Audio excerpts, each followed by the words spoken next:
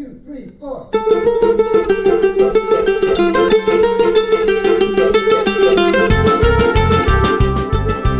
Good morning, everyone. Hi, everyone. This is Jewish Talk coming to you live from Nassau Community College on 90.3 WHPC, also streaming on the iHeart and the iTunes app. We can also be seen right here in the studios. I'm waving to those on the Facebook Live page of this great station, WHPC. This program is later archived on Spreaker.com. So hi there, my name is Rabbi Perl. Good morning, good afternoon, and good evening. This all depends on when you are listening or watching. And today we have a tremendous amount of people listening because it's a very special day here at WHPC. You see, once a year, I come to you in an expanded format. Why? Because today, included in wonderful interviews with some special people, insights and thoughts that we do each and every week, we are also inviting everybody, all of our listeners, to take a little time out to call in this number. This is a very important number, 516-572-7438. 516-572-7438. Now, why am I throwing this number out? Because we are going to be here with Hashem's help until 10 a.m. today. A very special expanded program to allow all of our listeners and all those who are joining us today to help me help this great station. I come to you from Nassau Community College, right here in Garden City. It's a professional broadcast station. It trains the next generation of broadcasters at the colleges, on the teaching young college students to be able to go into media, etc. And I have had the honor, and with great humility and appreciation, to be part of this station for, I have forgotten now, it's a couple of, or maybe 3 decades. And today I'm asking everybody listening, please pick up your phones, 516-572-7438, and consider giving a donation, whatever you can. It's all tax deductible. It does not go to any other area of the college.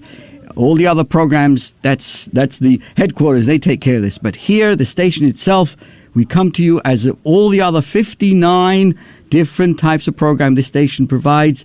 And we're honored to be the part of the Jewish Talk segment, to be able to come and help these students have the best of updated abilities, the software, all the things that make a station. We all know everything costs money. And I am a big advocate of showing young people today that the older generation, or all of us in the community, care about helping the next generation.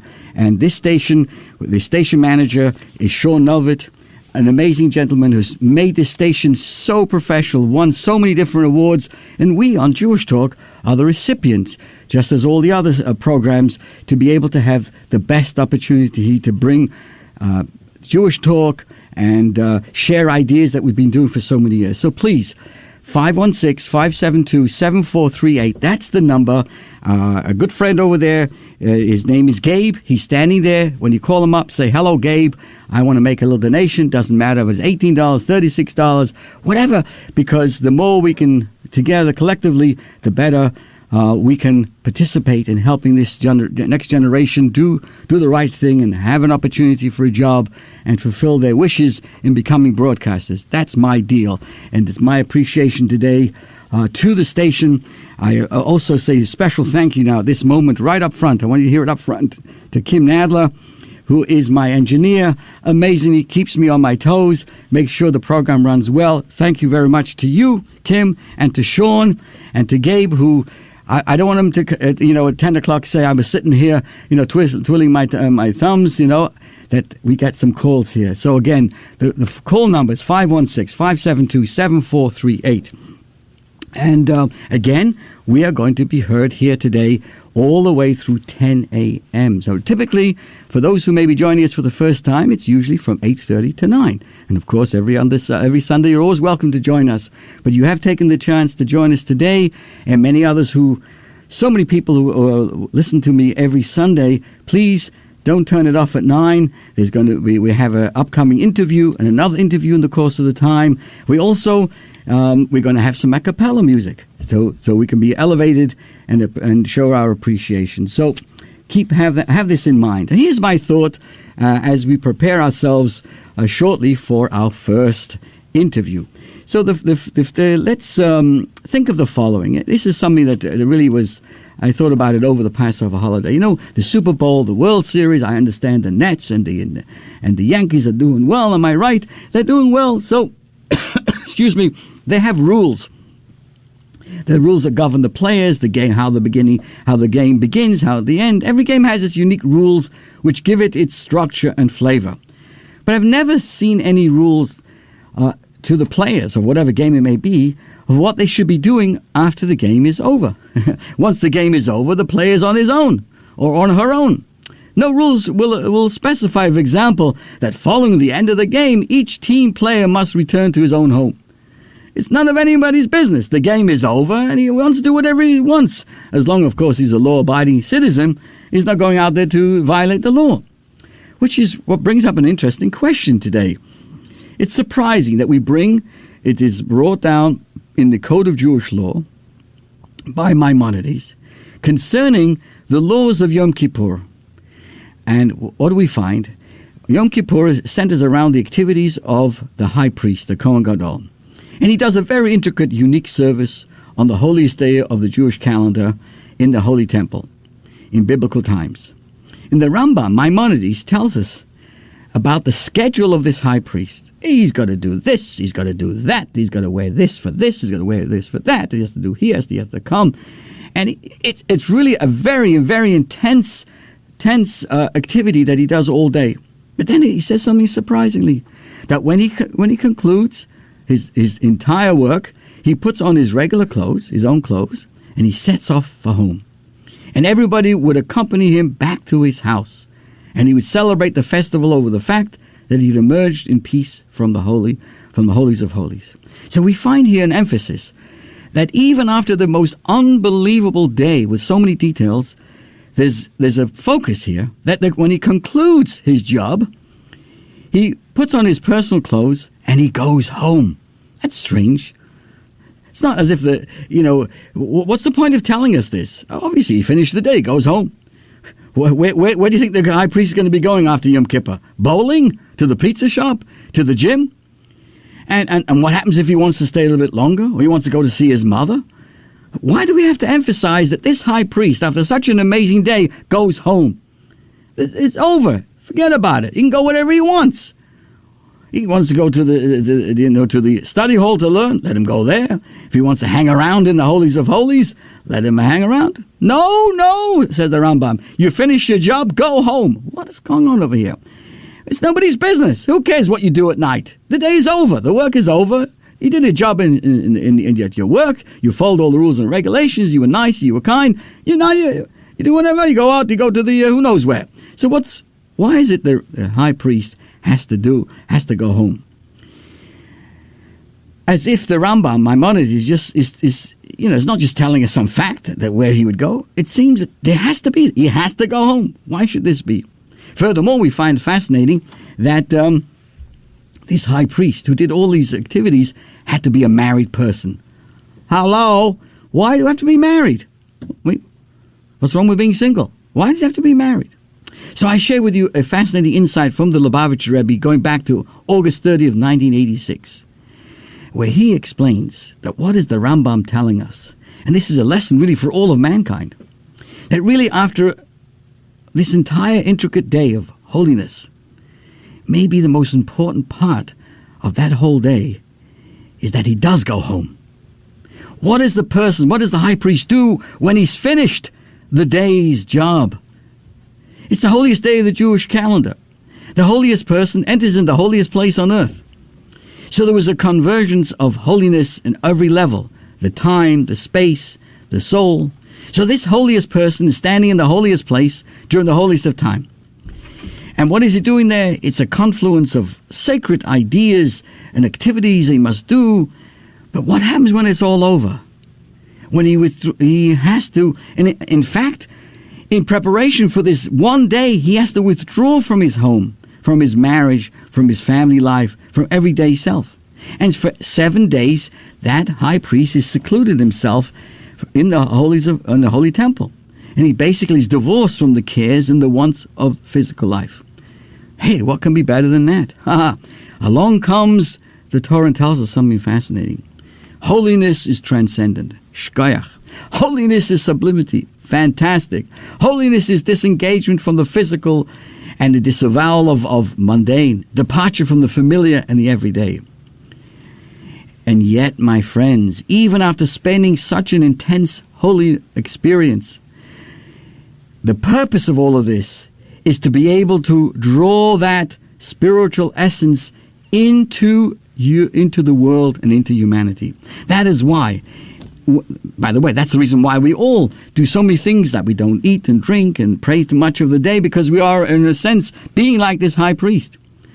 So we dress white. We do all these things that make Yom Kippur so special. But you know what? Here's the catch. Here's the catch, my friends. Holiness is not an end in itself. Holiness has an aim. What do you think the holiness of life is? Is to be able to return to the very arena it has escaped and remake it in its image. To sanctify the material, to rarefy the mundane, to sublimate the everyday. Had holiness been the ultimate goal, the soul could have remained in heaven, where it would live azoi in the eternal holiness.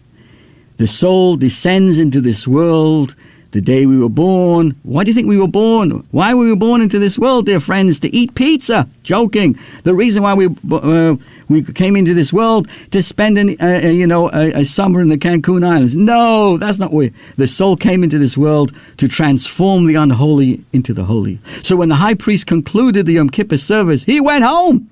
It's not just a fact. That's the law. It's an integral part of the observance of Yom Kippur. Maybe it's even the most important part. Because that Kohen Gadol returns to home life. This was the ultimate test and validation of all the sacredness of the day. It emphasized the fact not only has he entered the holy, but he has the ability to bring the entire experience back home. He has succeeded in making his post-Yom Kippur life a tranquil continuity of the day's holiness. You know, it's not always easy to go home, right? Many a celebrity or a spiritual guru lose their marriages. Why? Because they don't know how to go home. They do not know how to integrate their genius, their art, their ecstasy into the daily routine and the schedule of life. Take, for example, a musical artist finishes a concert when he was where he was worshipped by 50,000 fans.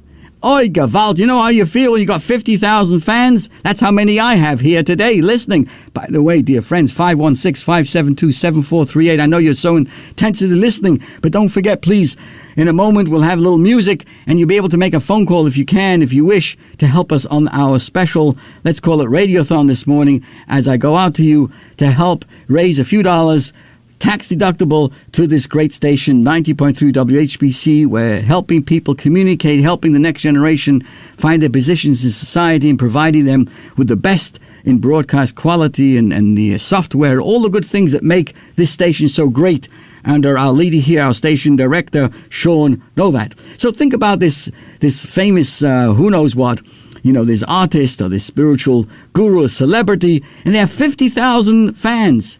And they feel a Gewalt, I'm a superhuman. He comes home, and what does his wife say to him? Please take out the garbage, and don't forget to clean up after yourself. You know what I'm talking about. We got a big name out there. Whoa, big macha. Whoa, everybody looks at him. Wow. My friends, it means garnished. If when a person comes home, he's insensitive, he says words he shouldn't say, he doesn't understand what's going on around him. Do we really know how to come home? Do we know how to translate our awareness into our daily life? To integrate it into our structured personality and our physical composition? Do you know how to infuse your interpersonal relationship with your spouse, with your children, your environment? Oh, you're a big mach. Everybody loves you.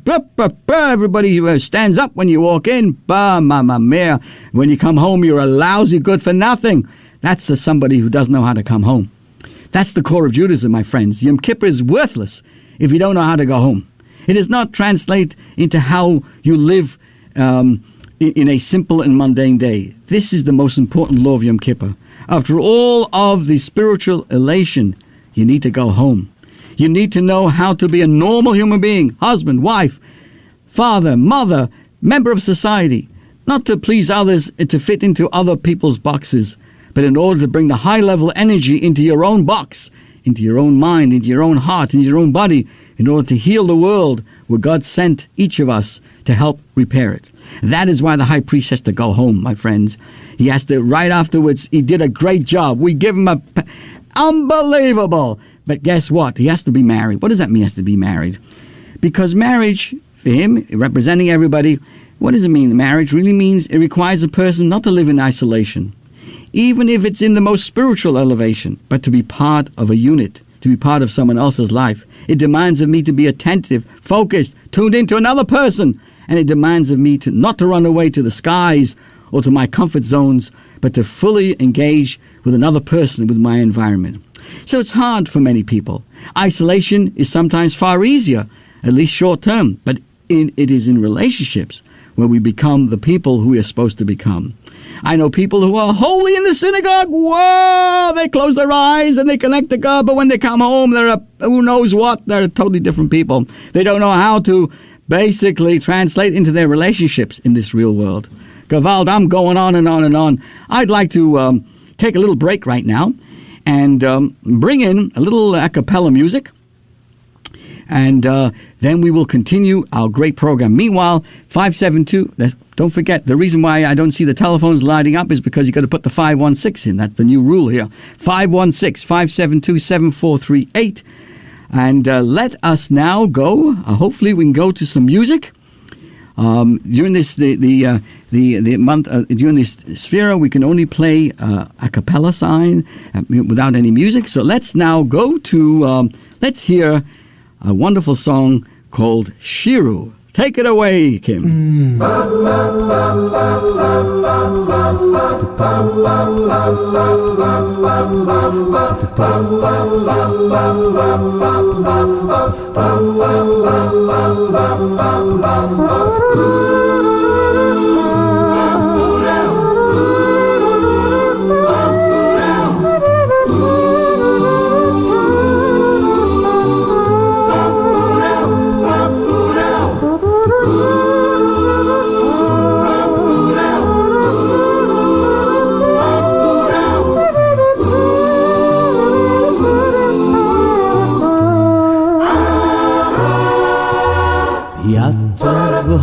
Shiru, shiru, Yatobonim shiru lamelech,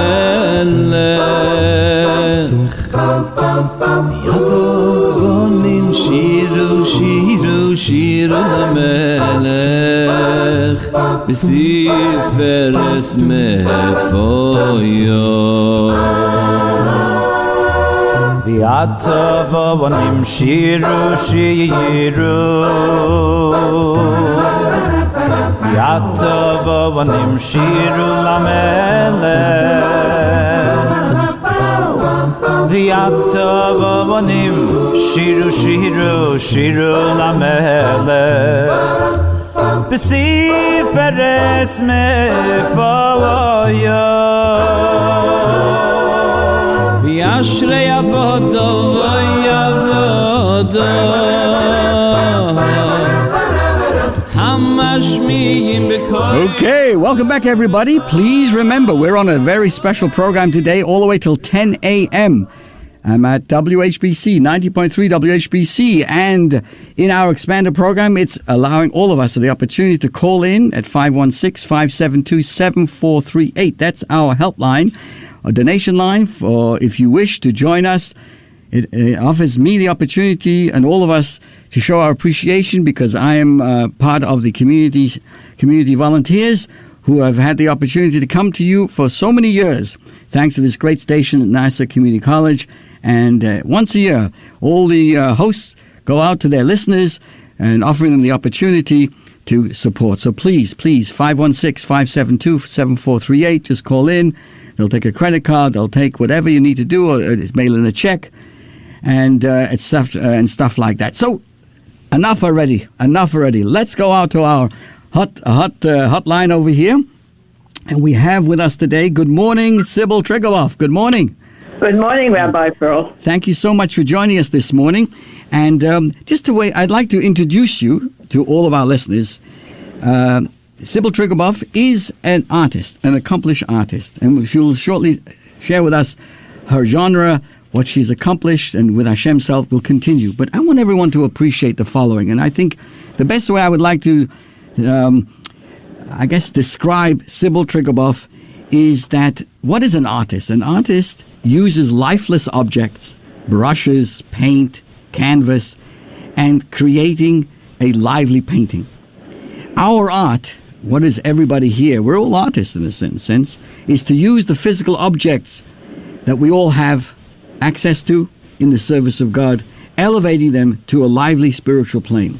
And if there's anyone that I know who has taken brushes, paint, canvas, and with a beautiful personality to be able to elevate the world, that is Sybil Triguboff. So, Sybil, thank you for joining us this morning. Tell us a little bit about your genre, what your focus is on art, and also help us appreciate how you see the power of being an artist in this world.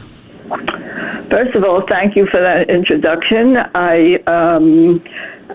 I'm a Baal Tshuva, as you know, and so I am continuing to learn about Judaism through Chabad, which is a method of teaching, a method of learning, and it influences everything I do in my life and, of course, my art. I developed, as most artists do, beginning with learning from school. I never went to college for art. I studied at the Brooklyn Museum in the early days of my growing up. The Brooklyn Museum had an art school. All the teachers were artists, and we were taught by artists in the museum. It was a wonderful way of learning. After that, I studied at the Whitney Museum for special courses for artists only. And after that, I started teaching from a studio in my home. I started, like every other artist, drawing on pieces of paper, not knowing what I was doing, and continued through years and years of developing as artists do from one kind of art to another. I'm not going to enumerate them. It's not important. I am at the point now where, as I study, I put what I study into my art. And I have an obsession with the letter Aleph, the first letter of the Hebrew alphabet, and I find everything in that letter that I have to say is in that letter. The Rebbe has described it beautifully, books by Shelchit Hazra. I'm a reader also, I like to read. And I have had classes with you, Rabbi Perl, through the years with my husband. And we both developed, he in some stained glass that he did, and I continued with my work. The highlight of my working with you early on in 1984, we discussed building a large menorah for the public in Nassau County. And I was privileged to be able to work with you then on designing that menorah. I am very pleased to say that it went up 18 feet tall on Hempstead Turnpike and drew a very large crowd. It also was controversial at the time about putting menorahs up. And we kind of succeeded in doing it, just as the Rebbe has done all over the world. And now I do paintings and drawings using the Aleph and all kinds of things that have meaning to me, which come out of what I've learned, which is that there is a relationship between the human being and the spiritual, meaning God. And so in almost all of my drawings, I would say 95% of them, I write the Hebrew language going up, the Hebrew language coming down from God and the English language going up using the word Aleph, writing it in English and in Hebrew, and then a large Aleph or many Alephs will appear on the work. And that, by and large, is more understandable. I'm going to give you a description of one piece, so you'll know what I mean. If I do 12 Alephs in a piece of work, which I have done, it means the 12 tribes. If I do 12 again, it can be the 12 on the breastplate in the temple that the Kohanim wore. And if I do another, it could be the calendar of 12 months. Each of those owls drawings and paintings are done in different ways, sometimes with paint, sometimes with pencil, sometimes with ink. I think that's about sums it up, and I go on from there. Beautiful. I think all of us listening here, Sybil, come away with the feeling that the talented artist portrays not only a scene or a person, but how you've so vividly explained to us the internal emotions and spirit. And in many ways, what you bring to the forefront over these many years, as we all know you, and I would like to add, a constant listener of this great program here, that you've taught us that nothing happens by chance. Wherever you are, God has places. Just as you are able to take brushes, paint, and canvas and create an internal emotion and spirit and a sense of holiness, the truth is what you're teaching us is wherever each of us are, whatever our job is or vocation, our job is the same thing, is to reveal the godly spark and the spirit in everything around us. So that's very inspiring. And ladies and gentlemen, I want you to know that this beautiful menorah, designed by Sybil and also in loving memory of your dear husband, Harold Triggerboff of blessed memory, whose yahrzeit was not too long ago, now stands, after standing many years in Nassau County. It now stands as a permanent location at the Chabad in Setauket on Stony Brook on Nichols Road. As you come into the area, it stands beautifully tall. Not only, Sybil, as you said, it was 18 feet tall, it's also 18 feet wide. And can you explain to us briefly what makes your menorah so unique in terms of how the branches or how it was designed as opposed to a typical menorah that we think of? That's an interesting question, because when you first approached me about this, I went to look up the menorah in the temple, and I found several descriptions, some with straight arms up, some with curved arms up, which is often the way it's illustrated. And I did a lot of research for that, and I read up on what the Rebbe had to say about it, and he explained it in the ways of the arms being straight up and not curved. And there's a whole description about that, which I won't go into. It's been many years since I looked at it, but I remember vividly that I made that choice. And then the next thing was to go back to Rabbi Perl after doing that research and saying, I'm not supposed to actually do the menorah exactly the way it's described, but can I take the liberty of putting into the menorah what I know about art and how I would put it together if I was doing it. And he gave me carte blanche, as you know, he being you, go ahead and do it.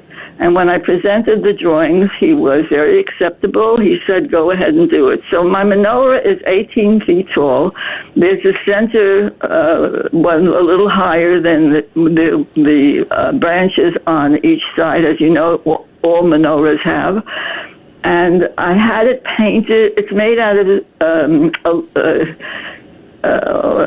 it's aluminum, but it's not solid aluminum. It's open in the center like a tube. It's like tubular, and it's not rounded tubular. It's squared tubular. So they are. It's a very severe, modern-looking piece.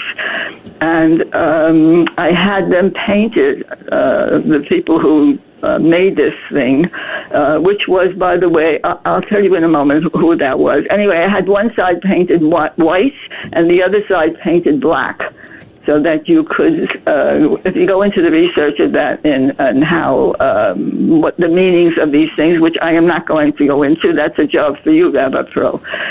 But it was constructed in Manhattan by the company, which at that time is the company that lights up the light on New Year's Eve in Manhattan. So it was a totally wonderful experience for me to be able to do this, a three-dimensional piece of art, which I was not really accustomed to doing. And when working with these people, going back and forth into the city, sometimes with the rabbi, sometimes alone, and he being pleased with it, and it finally went up, and it was just a wonderful experience. So I thank you for that. Sybil, thank you again for joining us today and sharing your God-given talents and inspiring us to look at life. Each of us really are artists, to take whatever talent that we've been given, blessed with, and to use it to paint this world in a beautiful way, which you continue to do. And I want everyone to know that Sybil has never stopped. As life goes on, things change, but your continuous learning and leadership is very inspiring to us. So thank you again for joining us, everybody. Joining us, Sybil. I'm so excited, everybody, because you know that we're going to be here after 9 o'clock all the way to 10 with more interviews and more music. But again, the reason for our expanded program is because 516-572-7438. Don't all call at the same time. Give everybody a chance to call in. We're raising a few dollars here to help this great station, 90.3 WHPC. I come here every Sunday. I'm part of the community side of this station, and we have the opportunity to come every week. We want to show our appreciation and help the students have the best of the best to be as they go through their life. So again, thank you, Sybil. Thank you so much again. And let's go now for a little station break, and we'll be right back. This show on 90.3 WHPC is brought to you by The Irish Poet, a restaurant and bar located at 1891 Wanto Avenue in Wanto. Our motto is, you come as a stranger but leave as a friend. Hi, I'm Mike McNeff. I'm one of the owners of The Irish Poet. Our menu includes appetizers, burgers, tacos, and Irish favorites like fish and chips, shepherd's pie, and Irish spring rolls. We also provide a kids menu. Our banquet room can cater for events up to 70 people. Or you can catch all the games in one of our 20 TVs. More information is available by calling 516-588-1891 or on our website, theirishpoetny.com.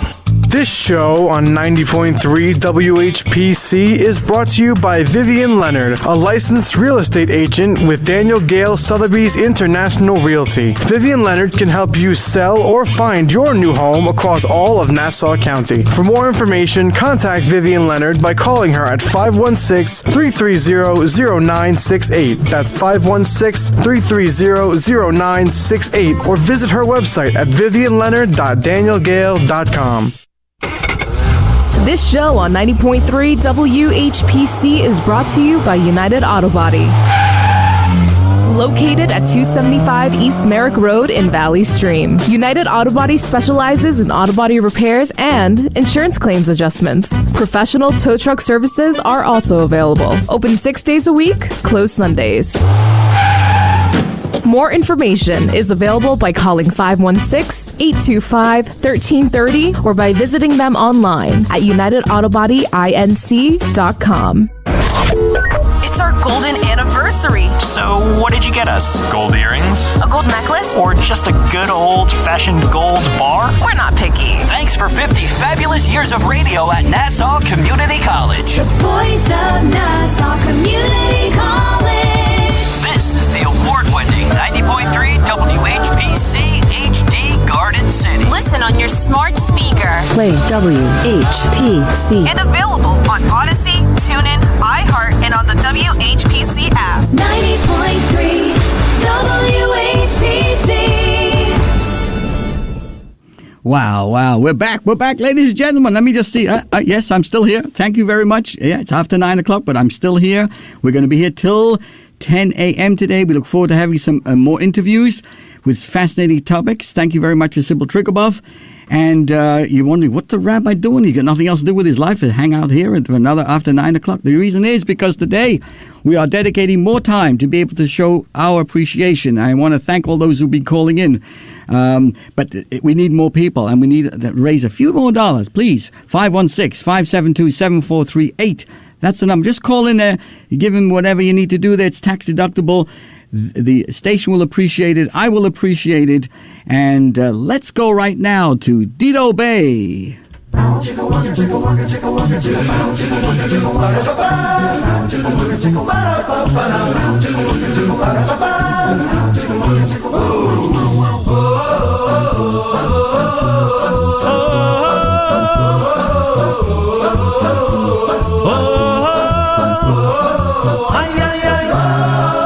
ay, ay, ay.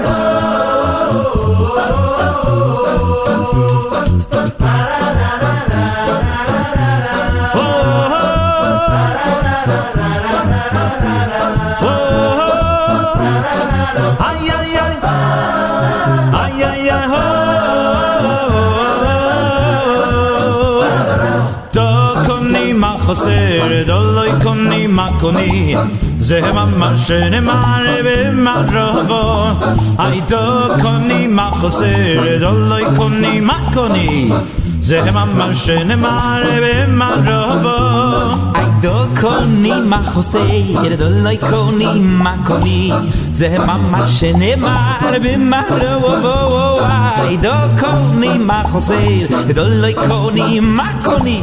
Ze mama shene mare be marovo. Did do be kula be, de loy do be ma be. Ze mama shene mare be marovo. Did do be kula be, de loy do be ma be. Ze mama shene mare be marovo. Did do be kula be, de loy do be ma be. Ze mama shene mare be marovo.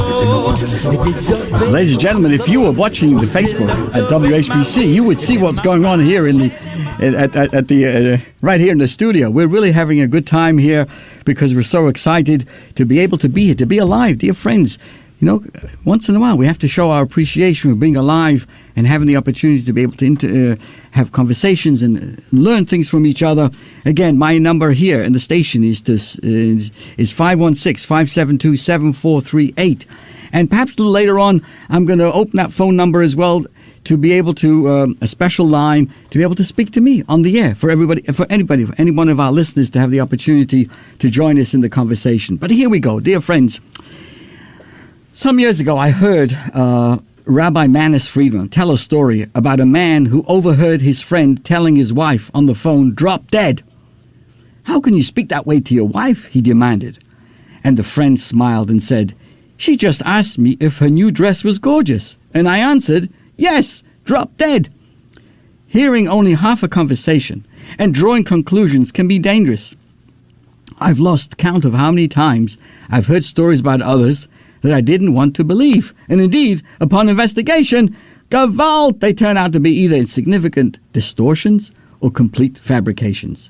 I'm sure we've all had similar experiences. So what do we read, dear friends, in the Torah portion this coming week? It says, "B'tzedek tishbeit amitecha," which means you shall judge your fellow with righteousness. Rashi, the foremost biblical commentator, first provides the simple analysis, which is that judges must rule righteously without being swayed by any other considerations. In fact, the full title of a Jewish court is not only Beth Din, a house of law. Beth Din is typically, but Bez Din Tzedek, which means a house of just law. The law must be just, fair, and objective. Otherwise, the court itself is not doing justice. But then Rashi adds a second interpretation, relevant not only to the judiciary, but to all of us. Another explanation is like this: judge your fellow favorably. Give the person the benefit of the doubt. The moral imperative is to judge people favorably by giving them the benefit of the doubt is discussed at great length in the Talmud and the Ethics of the Fathers and many other Jewish sources. I wondered, what's the connection between the Torah portion dealing of Kedoshim, which deals with the directive of being holy? And it occurred to me, perhaps it might be because all of us are holy, but too often people are misjudged and condemned because we have all the facts at our disposal. There are many stories expressing this theme that we can go on forever, but let me just share a few. I have a colleague and a friend, Rabbi Mendel Lipska. He tells a story of his early days in Johannesburg back in the 70s. He was a young new rabbi in a synagogue. Frequently, mainly people who came to that synagogue were older people who were rather set in their ways. At some point during his first Yom Kippur there, a young man walks into the shul looking very out of place. He was wearing jeans and sandals, sporting long frizzy hair, and he was basically a consummate hippie. Rabbi Lipska asked the gabbai, the guy in charge, to give this unexpected visitor the honor of opening up the Holy Ark during the service. The Gabbai, this guy in charge of the giving out the honors, was horrified. Who was this young man who was dressed so inappropriately? To give him such an honor was in his mind unthinkable. But the rabbi insisted, and the Gabbai acceded, and he accepted it, albeit reluctantly. To make a long story short, that Yom Kippur experience was the beginning of a spiritual journey for this young visitor. Today, the former hippie is a respected ritual scribe in a very large American city. And we also know about, friends of mine, emissaries, Chabad emissaries in different parts of the world. So one of my friends is in the, it's Kauai, I think. It's one of the luscious of the Hawaiian Islands. Not infrequently, sunbathers come into the synagogue straight off the beach and need to be given not only a talis, a prayer shawl, but robes or clothes as well, as you can imagine. But the important thing is that they are always welcomed. I recently came across a letter to someone who complained to the Rebbe about a man who had been called into the synagogue as a 10th man to make the minyan. The complainant was outraged. The one who wrote to the Rebbe says that there was a man who sat in the back of the sanctuary and he's reading a newspaper throughout the service. Obviously, the rabbi's speech was worthless. But seriously, he got bent out of shape. You come to synagogue, you're sitting there reading a newspaper. What was the Rebbe's response? That he should appreciate how special it is that even someone who obviously cannot read Hebrew or participate in the synagogue still came to give up his time to help make the minyan. My friends, it's all about perspective and giving the people the benefit of the doubt. Over 200 years ago, the holy Rabbi Levi Yitzchak Berditchev became famous for the lengths he would go to consider others favorably. Of the many stories that highlight his benevolence, non-judgmental attitude, one of my favorites, is that of his encounter with a young man outside the synagogue on the holiest day of Yom Kippur. This strapping young man was eating publicly in a brazen violation of the fast. Rabbi Levi Yitzchak said, "I'm sorry to see that you obviously are not feeling well and you had to break your fast. I wish you better." "I'm fine, Rabbi. I couldn't be healthier," says the young man. "Well then, perhaps you forgot that today is Yom Kippur." "Who doesn't know that today is Yom Kippur, Rabbi?" "And you are also aware that Yom Kippur is a fast day and we are not permitted to eat on today?" "Of course I know." "Which Jewish person doesn't know that, Rabbi?" Hearing this, Rabbi Levi Yitzchak, the rabbi, looked up to heavens and said, "Master of the universe, see how righteous your people are. I've given this young man so many opportunities, but he absolutely refuses to tell a lie." So we are shortly going to go to another interview, and let me wrap this up at this point. All are intimately holy, and how we judge them makes all the difference. I know it's not easy, but if we look at others favorably, then we ourselves will be behaving in a holy way, and this will bring out that innate holiness inside of them. Moreover, our rabbis have taught, one who judges his friend favorably will himself be judged by God favorably. So with this in mind, I'd like to now call in our a cappella team, who will now help us with some more wonderful music appropriate to the days of Sphira a cappella. And following that, we look forward to welcoming a very special guest on our program today. But if you're wondering what on earth is the rabbi still here after 9:15, he doesn't have a daytime job on a Sunday. What's he doing here so late? It's usually from 8:30 to 9. The answer is because I'm here until 10 a.m. with Hashem's help, and we're helping to raise some money for this station. This is their annual radiothon where all the programs, 59 of them plus, each of the hosts go out to their listeners, inviting them to send in a tax-deductible donation, and any amount is appreciated. Please, 516-572-7438. And we look forward now to having Kim, my engineer, to continue with our music. So please make this phone call while the music is playing, 516-572-7438. People are wondering, why am I suddenly raising money here for WHPC? It's because this station allows all the community leaders and different people to come and have this opportunity to help show our appreciation. I come to you every Sunday for more than 3 decades, thank God. And Kim, let's take it away here with our Shabbat Shalom. Shabbat Shalom.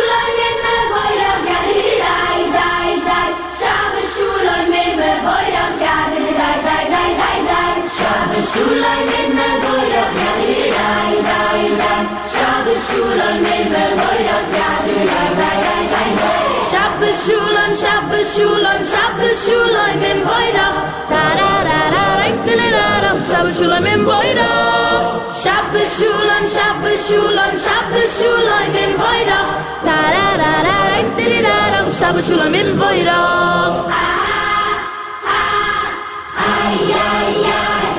Shabbat Shalom in me voidach, ay, ay, ay, ay. Shabbat Shalom in me voidach, tadrin ararin leilong.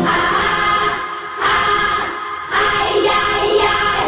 Shabbat Shalom in me voidach, ay, ay, ay, ay. Shabbat Shalom in me voidach, tadrin ararin leilong. Shabbat Shalom, Shabbat Shalom, Shabbat Shalom in voidach, tararararai diliraram. Shabbat Shalom in voidach. Shabbat Shalom, Shabbat Shalom, Shabbat Shalom in voidach, tararararai diliraram. Shabbat Shalom in voidach. We're back, ladies and gentlemen. This is Rabbi Perl coming to you at 90.3 WHPC, and today we are here until 10 a.m., and we now bring to our wonderful listening audience a good friend, a leader in the Jewish community. If you have your radio on, please turn it off in the background or tune it down so all of us can hear you. Let's welcome now our good friend, Jonathan Kroll, attorney at law, practicing law for many, many years out of Garden City, Long Island. And we welcome you, Jonathan. Good morning to you. Good morning, Rabbi Perl. Good morning. Thank you so much for taking time out of your very busy schedule on a weekend.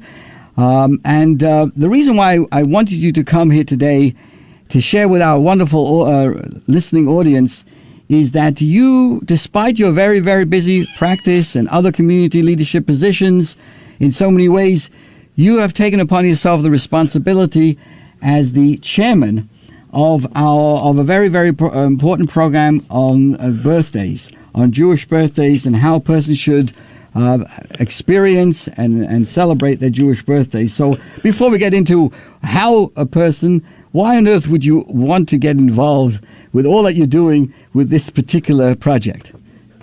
Well, first, Rabbi Perl, thank you very much for having me on your program here this morning. It's really an honor to be with you. And I just want to tell everybody in the listening audience that being associated with Rabbi Perl is just an absolute honor and privilege, and that's really one of the reasons that I decided to become involved in this project. Everything that Rabbi Perl really touches is always something that's very positive and something that helps the Jewish community and the whole community at large. Why I chose the birthday project, it was something that meant a lot to me personally on a micro and a macro level. To myself personally, a birthday is something that is very meaningful. It's something that allows me every year to reflect upon the purpose with which I've been placed here to really do good in this world. And that was really one of the reasons I wanted to spread that good word so that people have a time to be in the moment and reflect upon why they are doing the things that they do in the course of the year. And I think a birthday is the perfect opportunity for people to reflect upon that. Jonathan, what you're bringing to the forefront is when we talk about our birthday, all of us have birthdays. And a person of the Jewish faith obviously has not only the date that they were born on the calendar, in the American calendar, but they also have a Jewish date. So when it comes around each year, it's not always the same date, right? Because the two calendars not always jive with each other. So what would you say is or the importance of knowing one's Jewish birthday? In other words, to look it up and find out why would that be? So I think that the Jewish birthday is something it's unique to somebody who's of the Jewish faith. It is a different date than the secular calendar. It doesn't coincide, and it reflects about who we are. Our Jewish New Year is on Rosh Hashanah. It's not on January 1st, and its purpose sometimes is very different. It's not just a celebration. It's not just a birthday party with a big birthday cake, although those are important things.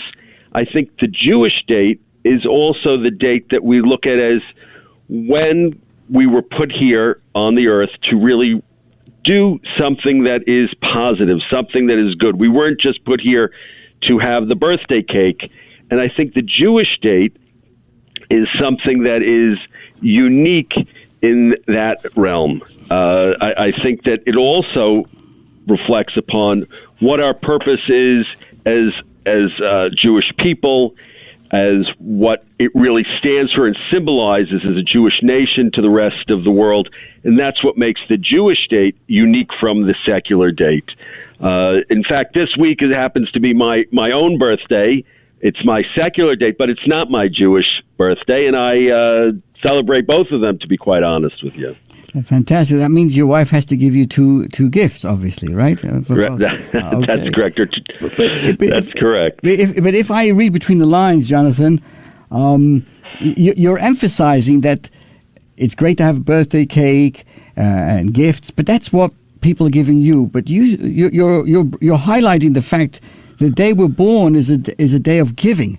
Giving to, like you talked about the mission that we have, and what it's not just about what we can take from the world. It's about who was the famous president said, don't ask what the country can give you, is what you can give to the country. I think what you're bringing out is that the day we're born is a day to remind ourselves of what we can give. Is there any suggestions you may have of how to throw a meaningful Jewish birthday party? What could make it more different than typically, like you say, blowing out candles and opening up gifts? There's really one answer, and that's really what I think has always been one of your messages. I think as one of the messages of the Jewish religion is to bring more light into the world, to do more good deeds, to think about other people, to think about how you can have a positive impact on the world around us. And there's no question that the Jewish birthday is the date that allows us to do that. We're here in this world not only for the reason of really acquiring things and doing things, but it's really to have a positive impact. That's what our whole purpose is on this earth, is to help other people, do good for other people, and that's done really on the day that we were born. So every year when it's a person's birthday, they can reflect upon what is their mission statement, what are they here to do, how can they bring more good and good deeds and good acts into the world, and that's what's unique about our birthday. It's that one day a year that allows us to do that, to reflect, and I think that's the message. That's why it was so important when I was approached about being involved in this campaign. Was I said, wow, what a great opportunity to bring people to be more conscious about what good deeds they could do in reflecting upon their birthday. I want everyone to know that Jonathan is helping me as we put together. It's called a documentary called Long Island Leaders for Meaningful Birthdays. And thank you for opening the doors to many, many wonderful leaders. And we're putting together this documentary. And in the course of the next few months, it'll become public, where people of all stripes, of all backgrounds, of all affiliations, actually speak exactly what you're saying, Jonathan, in what that birthday really means. What can you share with us? You introduced me to a gentleman called Mr. Horowitz, Dan Horowitz. And can you share with everybody how he expressed himself on video as well? But it really is something for all of us to. He had as an amazing thing. Please. So Dan Horowitz, who's a person I've known for over 40 years, and his family, he expressed something so special that his father used to have a prayer book, a Siddur, in which he listed the names of all of his children and all of his family members. And when he would open it every day to daven in the morning, he would reflect upon all of those family members and daven and pray for their good health, for their success, and for all those good things. Because the day of our birthday is a time when we also reflect upon our family. It's a time that allows the person who's having the birthday to reflect where he comes from or she comes from, to give thanks to their families, to everybody who became before them, and to really impact in a positive way upon all those people. It's not just about the person's birthday. It's about their family. It's about their community. It's about really all of Am Yisrael on the day of their birthday. I was really impressed, Jonathan. We're speaking to Jonathan Kroll, Esquire, attorney at law, an attorney. The specialty of Jonathan, if I may say, is, defense lawyers approach their clients with empathy. Only by trying to understand their clients' motivations can the lawyers hope to defend them successfully. And I think, Jonathan, you've always taught me, of the many years I know you, that all of us can learn from a lawyer, that we should all consider ourselves defense lawyers for our fellow beings. If we see someone involved in questionable activities, whatever, we approach them with empathy and try to understand their motivations and judge them favorably. And I want to thank you for the example that you have been giving us and continue for many good years. To me, when Mr. Horowitz opened up his siddur and showed me that he follows his father's tradition of listing inside the jacket of the book the birthdays of his entire family, I was moved to tears. I'll tell you why. Because I've opened many prayer books, and the list that people keep in there is usually the yahrzeit dates of the passing of loved ones, and that's beautiful. It's very important, certainly for Yiska purposes. But Mr. Horowitz, his father of blessed memory, was he was a Levi, like you are. He found it so important to pass on, and for the family to remember their birthdays. I think that's such a lesson for all of us to make a big deal. The yahrzeit is not exactly in our hands. God decides when we arrive and when the exit plan is. But what we do in the interim with our birthdays, and particularly our Jewish birthdays, if we're of that faith, is to make it a special one. And thank you for inspiring so many people and helping me and helping the community through this effort to make a difference to so many people. Well, thank you so much, Rabbi Perl. I just wanted to add that, having a birthday is part of a long line and a lineage of the greater quilt of our Jewish history. And like Dan Horowitz had the names of his birthdays of all his family members in it, we really have to recognize on the day of our birthday that we're really just part of a chain that goes all the way back, thousands of years old, all the way back to our patriarch Abraham, and the values that our religion instills within us. And that's one of the most important things on our birthdays, to remember that we're part of a big family over here, and we all have our unique part of that lineage, of that magic quilt that we're all part of. And the birthday allows us to reflect upon that, to reinvigorate us, to do more great things, to be part of that quilt, and to build upon that with our own families.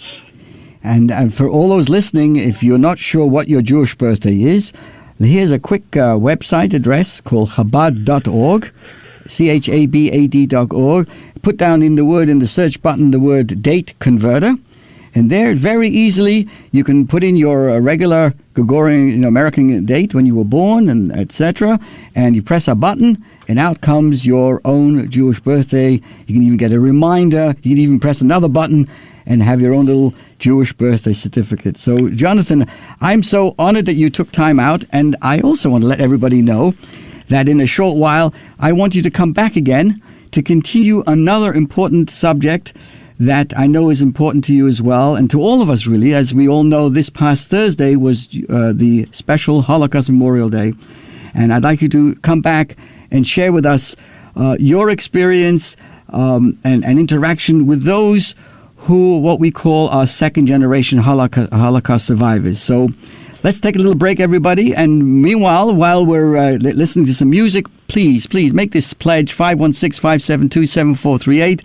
Jonathan will see you shortly. Hang in, everybody. Make your donation, please. Keep those telephones ringing. Thank you so much. 516-572-7438. Let's now go on with our a cappella, Hop Kazak.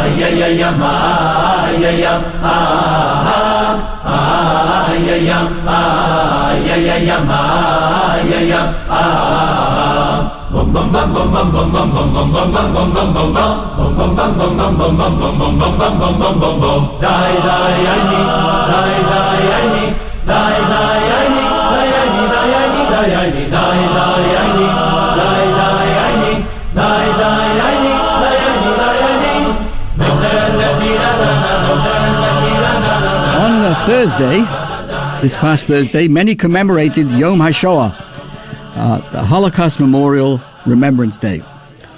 The March of the Living resumed, and there were many powerful events that took place, reminding us what our people had endured, remembering the 6 million, committing ourselves to the sacred memory and the fight for Jewish pride, dignity, safety, and security. But earlier on I spoke about the high priest, the Kohen Gadol, who had to bring it home. And I'm going to apply the same thought process to what do we bring home? What do we bring home when we read about and learn about the Holocaust? Many thousands of teens have go to Auschwitz, and they speak about never again. And I know how hearts are swelled with sadness and with pride. It's an incredible, powerful experience going there. And of course, everybody screams out never again. But I'd like to add a dimension today. how do we bring it home? How do we bring it home? We've built incredible museums, monuments, memorials. It's heartwarming, so vital and so important. But now it's come a time now we must ask ourselves, how do we take it home? What does it mean during the other 364 days of the year when I'm not in the museum or not on the March of the Living, when I'm not at a memorial, when I'm not at a museum? So I asked my congregation this Shabbos, if we were to ask the 6 million moments before they're passing away, where they were given Cyclone B gas and all the terrible things, imagine if you had the opportunity to ask them what would be their final wish. What would they be asking you and me? What do you think their answer would be? What would it be most be on their mind? Do you think as they died, their only message would be is to build me a museum in Washington or in Berlin, in Paris or in Moscow? I think they would say the following: go and rebuild our people. Make them stronger than ever. Build powerful Jewish families and communities. Make sure that Judaism lives and prospers in the most incredible ways. Don't turn us into stones and monuments. Turn us into living presence in your life. Fill your homes with Yiddishkeit, with Torah, with mitzvahs. Let our souls and values infuse our lives 365 days of the year. I know, as I've said to you many times, my name is Osher Anshel. That's named after my grandfather. I'm a second-generation Holocaust survivor. My grandfather was taken and decided by Dr. Mengele, Yamach Shemoy, where he should go, which was, of course, the chimney, and to be burnt up and cremated and all the other terrible things. I know I'm alive today not to memorialize him in museums and other kinds of things, as important it is for the world, but I know I'm alive because I feel that my grandfather is saying to me, is continue my life. Live what you are. What was being denied by the Nazis, Yamach Shemoy? They were denying us our Jewish life. The best way is to continue that. So when I wrap my tefillin in the morning, and when I pray, when I study, when I give my daily tzedakah, when I celebrate Shabbos, when I put a mezuzah on my door, when I eat kosher in my home, when I'm giving my children and grandchildren a Jewish education, I'm not just remembering the 6 million. I'm continuing their lives. I'm bringing their sacred memory into my home, into my family, into my relationships, into my daily life. I want to quickly tell you a story that many of you may not have heard, and we look forward to Jonathan Kroll to rejoining us again. He's kindly allowed us the opportunity to hear from him again as we talk about second-generation Holocaust survivors. But here's the story. This past Chol HaMoed, the intermediate days of Pesach, the President of Israel, Yitzhak Herzog, paid a visit to the renowned rabbi, historian, author, and educator, Rabbi Perl Wein. He's now 88, a Chicago native who's now living in Jerusalem. During the visit, Rabbi Wein shared with the President a personal memory of his from 1946 when Rabbi Wein was 10 years old. The grandfather of Israeli president, he's named after, Yitzhak Herzog, his grandfather was the second chief rabbi of Israel, Rabbi Yitzhak Isaac Herzog, had come to Chicago, 1946. I was 10 at the time, says Rabbi Wein, and my father woke me up in the morning and said, we're going to the airport. Rabbi Herzog is now arriving in Chicago. All the rabbis were standing there. He remembers how the chief rabbi of Israel, came off the plane. He had a commanding figure. He had the special, silver-handled rabbinical cane, so to speak, in his one hand and a Tanakh in the other. And he traveled to the yeshiva. He gave a lecture, and he come there specially. And during his speech, he said the following: I've come here from a meeting of the Pope of Rome, referring to Pope Pius XII. I presented him with names of 10,000 Jewish children who had been hidden in monasteries and other church institutions by their desperate, martyred parents. And I asked the Pope to return these children to the Jewish people. None of them of their parents were alive, and they belonged with the Jewish people. Unfortunately, he was refused. And the rest we all know is the history. Rabbi Wein continued to share his memory with the Israeli president. Then the Rabbi Herzog put his head down and he sobbed, as I never saw an adult sob before. He put his head down on the podium and he just wept. He says, Rabbi Wein tells us, I've never ever seen a grown man cry like that. 2,000 years of bitter exile came pouring out in this overwhelming display of emotion and tears, and we were all stunned. After several minutes, the Rabbi Herzog finally looked up and he said, unfortunately, I'm unable to save those thousands of Jewish children. I did whatever I can, but unfortunately, he didn't get his wish. But I ask of you, how are you going to help rebuild the Jewish people? After the speech, he went in line to shake, everybody went in line to shake his hands and repeated that message to each and every person, to himself as he was 10 years old, Rabbi Wein. And he says to him, did you hear what I said? Did you hear what I said? Please remember that. And this inspired him all through his life. And I say today as well, we too must take this seriously and ask ourselves in the Yom HaShoah, not just to appreciate the efforts made to make the museums and to educate the world and everything else, but we and you and all of us who are direct descendants, all of us, of Holocaust, to make a difference, to keep them alive. Keep them alive. So let us now go to our little, do we have time for a little music as well? Or you know what? Forget about the music. We'll do that afterwards. But 516-572-7438, that's the hotline, my friends. The reason why I'm here so late today, or so early, depending what it is to help the station with a few dollars, to help the students to get the best they can. And under the leadership of Shor Novat, our station director, an amazing job. I've been to the meetings. I go to the meetings. I see how the young people are excited about the station.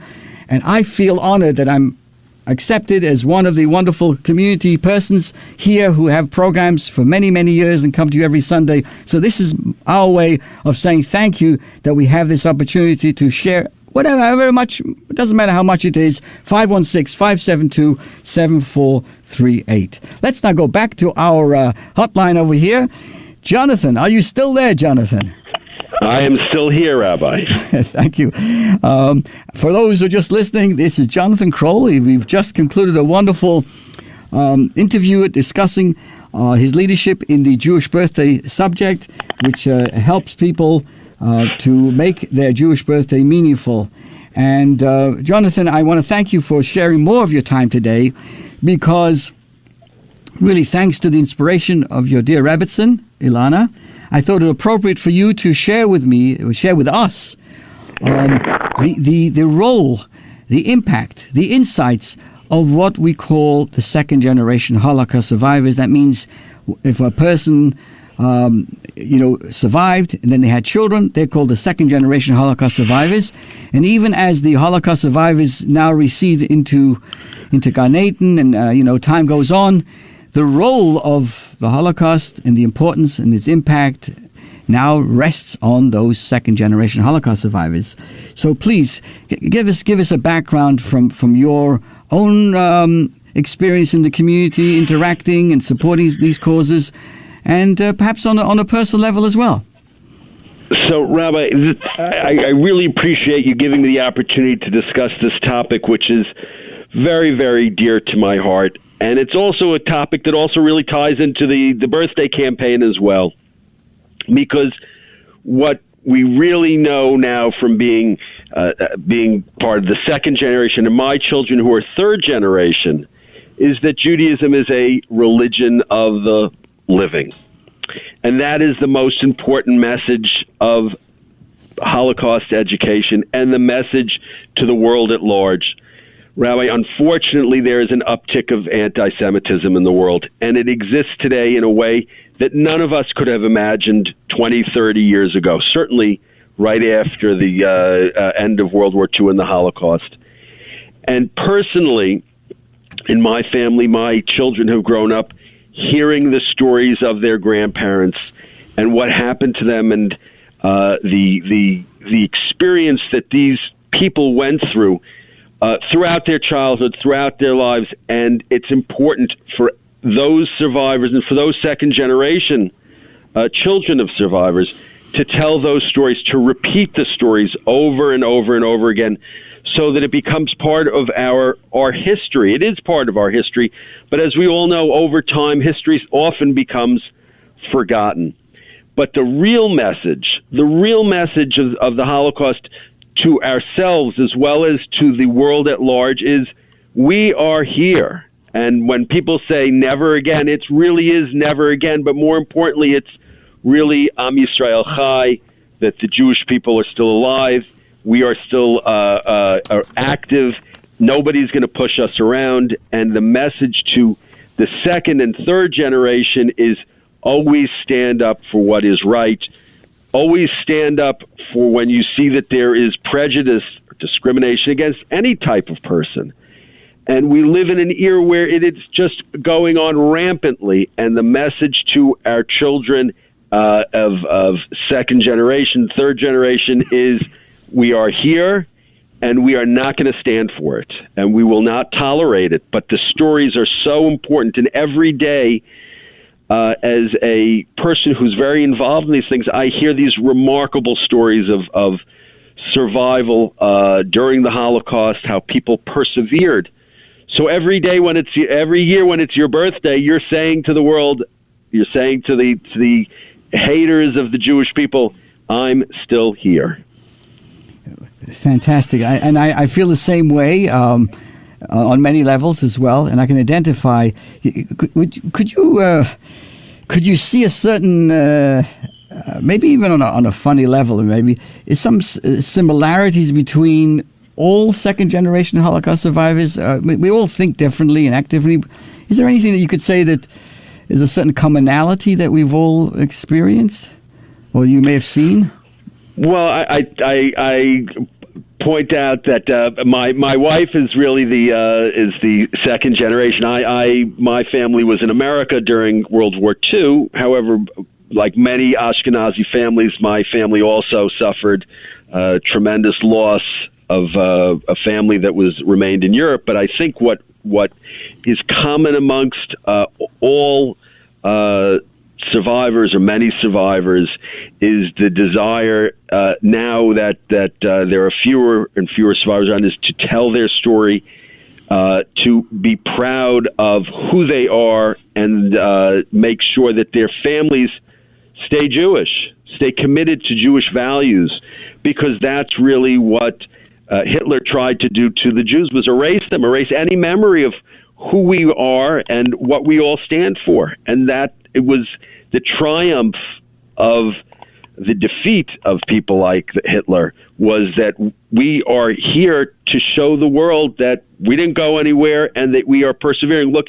how unbelievable that we have a modern state of Israel, that after all that suffering that the Jewish people went through, that not only was a state created, but that it thrives, and that it's a democracy in the middle of all these countries which are not democracies.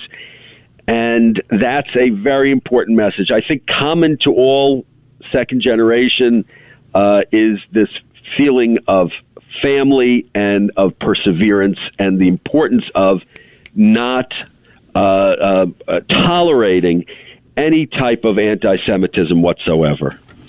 Thank you. Very, very well said. This concept of Holocaust survivor and second generation, I think, is I always believe that if a person is in a particular position, means they're given the added responsibility, and those who are second generation Holocaust survivors have that added responsibility and challenge to be an example to the world out there in such an amazing way. I often think, Jonathan, that if you have a mindset, an open mind, you can see that even as we find ourselves, the Jewish people find themselves in so many different wonderful countries, and we appreciate the hospitality and the opportunities in the United States of America, in particular, that we've never brought mayhem, destruction, terrorism, all kinds of garbage anywhere, but only added to society, which is really what you're saying is our birthday. The day we were born is a reminder of the mission. God says to us that we matter. And guess what? We haven't failed. And we continue, as you said so eloquently, to bring light to this world. And,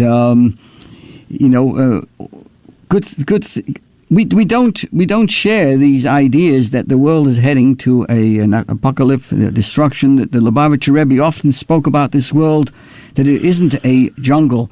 The description in Jewish literature that this is a garden. This world is a garden. And what is a garden? A garden is a place that has multiple flowers, multiple colors, multiple walkways, multiple lakes, multiple opportunities of growth. So I want everyone to know that your message today and both our conversations is one of hope and uplifting. That not to, maybe to be blunt, we are a reminder to the world. Hitler, Yamach Shemai, said he doesn't like us because of the consciousness that we bring to this world. What does it mean? The consciousness of God. That there is a big, beautiful world out there. It's a garden, and everybody has a place in that garden. Someone like to sit on the chair. Some people like to be in the lake. Some people like the trees. I don't care. And what is a garden? A garden also provides us, this weeds that sometimes grow. And I think all of us as human beings have the opportunity to weed out the weeds and make the garden a beautiful place. But inherently, the world is a beautiful place, and all these other sad things that you've brought up, and many of us are thinking about at these times, are only superimposed by evil. But that's not the inherent aspect of all human beings, all created in the image of Hashem. Even as I speak here, Jonathan, my good friend Gabe is bringing me in pledges that coming in to us here from East Meadow, from Merrick, and North Belmore. And what else do we have here? For all different parts of the county, I want to thank each and every person. That's fantastic, Rabbi. And it's not money for me or for Chabad. It's for this station. I'm a big believer. Part of our role is to help the next generation find their place. This great station, WHPC, goes out of its way to make sure that every student at Nassau Community College has an opportunity to train, to be a media person, whatever way it does. I've seen it myself. I've seen the excitement this station has. I take the opportunity to thank our station manager who gives me the opportunity, Sean Novat, and to Kim Nadler, who's my amazing engineer, full of enthusiasm. It's always Sunday morning, and yet everybody's like on a ever ready, all the energy in the highest level. So thank you to you, Kim, and to Sean, and to all the students here.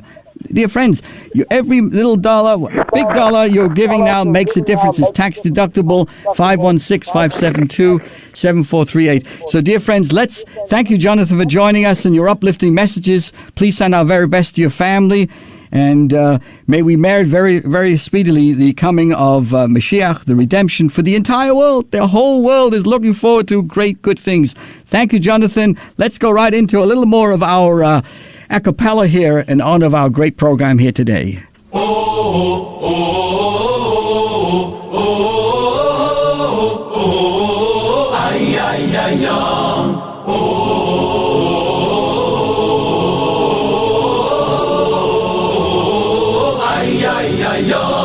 Azon, azon, azon, azon, esoilu moi, ruyaini uvini, uchalni eslach moi, viyaino shusini, viyaino shusini. Azon, azon, azon, azon, esoilu moi, ruyaini uvini, uchalni eslach moi, viyaino shusini, viyaino shusini. Al kaina lekaino idel lishmoi, al kaino idel lishmoi. In halleloi befini, umani veyunini, ein kudosh kashem. Al kaina lekaino idel lishmoi, al kaino idel lishmoi. In halleloi befini, umani veyunini, ein kudosh kashem.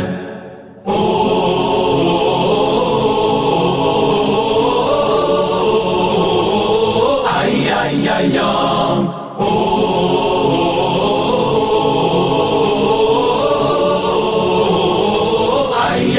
ayom azon azon azon azon esoilumoy royaini uvini uchalni eslachmoy v'yayno shusini v'yayno shusini azon azon azon azon esoilumoy royaini uvini uchalni eslachmoy v'yayno shusini v'yayno shusini al kaina lekai noid el lishmoy al kai noid el lishmoy in halleloi befini umani veyunini ein kudosh kashem al kaina lekai noid el lishmoy al kai noid el lishmoy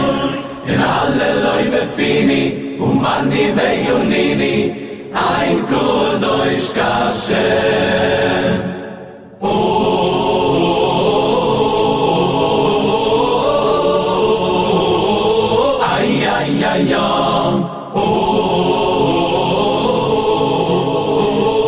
Dear friends, I've never been so excited around 10 a.m. on a Sunday morning to be able to show my appreciation to all those who've called in. Thank you so much. The station thanks you. The students thank you. Everybody involved here working very hard to make sure our next generation of young men and women have the opportunities in life, just as each of us have been blessed ourselves. So again, thank you to Sybil Triggerboff for sharing us the insights on an artist and the spirituality involved, to Jonathan Kroll for giving us an update on the importance of Jewish birthdays and the important role of the second-generation Holocaust survivor. And again, Jonathan asked me to remind everybody that if you send us an email, rabbiperl@chabadmineola.com, rabbiperl@chabadmineola.com, we will be able to send you a PDF. That means a very easy, accessible way of receiving a complete birthday guide. Your blueprint for a meaningful birthday gives you literally action-packed ways of making your Jewish birthday special, and Chabad.org is the best place to go and find out what your Jewish birthday is. So again, thank you to everybody. Thank you to this great station. We are heard every Sunday from 8:30 to 9. It's usually a 30-minute program. And it's actually repeated at 11 p.m. Every Sunday night as well, for those who may not get up in the morning or would like to hear it again. And this whole entire program will be, of course, uploaded to Spreaker.com and all the other wonderful platforms that this station provides us, so that our message and our hearing and inclusiveness is experienced by everybody. This is your host, Rabbi Perl. Thank you so much for joining us. Have a wonderful week. Thank you again. Hashem should bless each and every one of you for your support, for listening, for providing the opportunity for all of us to learn from each other. Sei gesund. Have a wonderful week. And again, Kim, thank you. Thank you for everything you're doing.